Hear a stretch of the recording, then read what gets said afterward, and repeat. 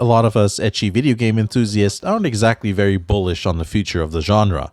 Not only are companies toning it down, but ecchi games these days often end up as either super budget crappy games, watered down in content, or mobile gacha game nonsense. That is, if they get made at all.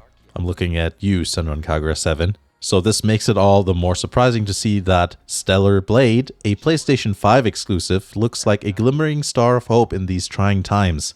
The game isn't out yet, but a demo is, so I downloaded it and gave it a try.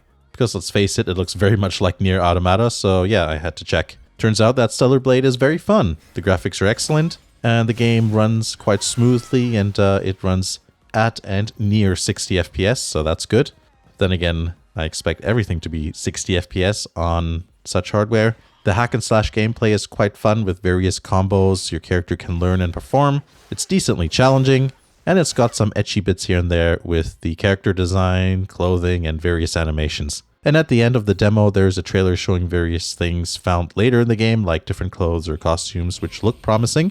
Also different environments and abilities. I will say that the story and the whole game world in general does not feel as deep or nuanced as Nier Automata or Astral Chain, for example, but I think it's still interesting enough. So let's start from the beginning. Before starting the demo, I had a quick mooch around in the settings.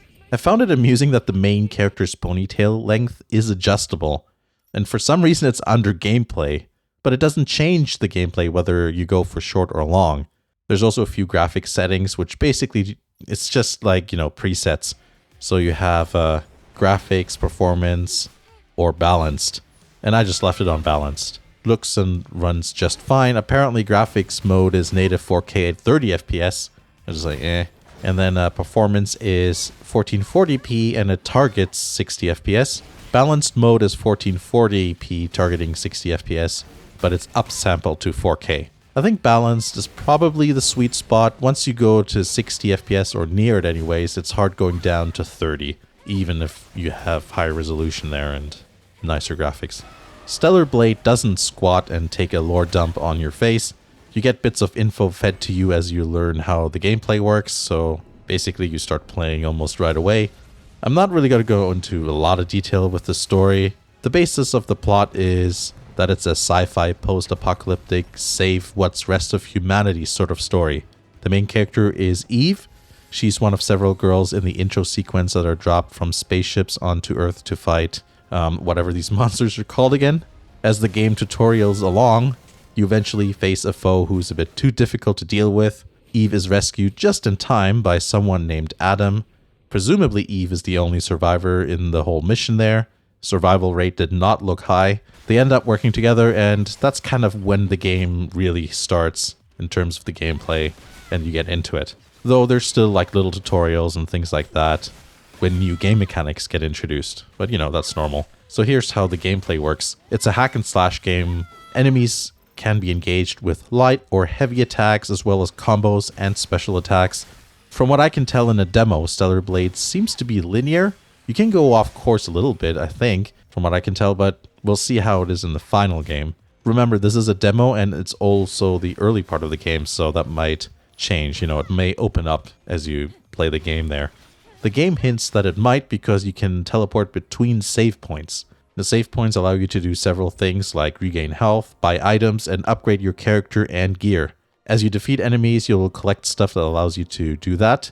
And also just a tip, there is a function to auto pick up loot, so you may want to turn that on because I found it anyways easy to miss some of the drops.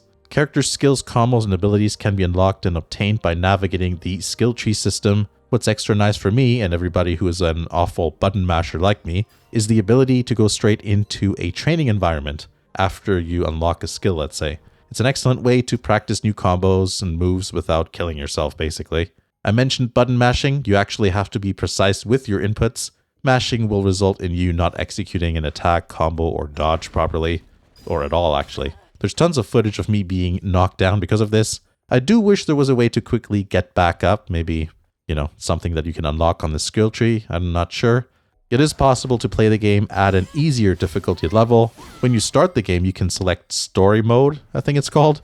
It looks like they're finding new ways to rebrand easy mode so that you don't feel bad when you're suffering from skill issues. Speaking of skill issues, I had a hard time with the final boss final boss in the demo, that is. Which, yeah, that's not great considering it's the beginning of the game. It's not a game where you can button mash and just win. When you die, you go back to your last save point, and all your, consumables and things like that get replenished, which is nice. Overall, I like how the game flows. Character movement is fast and fluid. There's a bit of platforming here and there that you have to do. Let's talk about graphics. This is definitely not a PS4 game in terms of the graphics. You can see that there's more going on very clearly.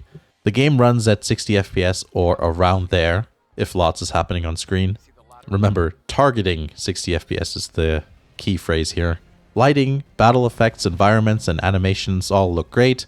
I think they did a great job with highlighting the differences between surfaces, which is a very specific bit of praise there, but what I mean, for example, is like the wet ground and the puddles of water, and also the shiny effect on Eve's clothes. Like, it's like you can make out the material, which is very interesting. The character's skin even has a very realistic look to it. You can see that specifically in the cutscenes, like, it's just super detailed. In terms of fan service, there's a bit of physics going on, so that's good. Ladders are fun, not just when ascending, but when going down, Eve does this super casual slide, which I think is pretty cool. And also there's like a coin flick thing she does when activating save points. The only graphical thing I really dislike is the film grain effect.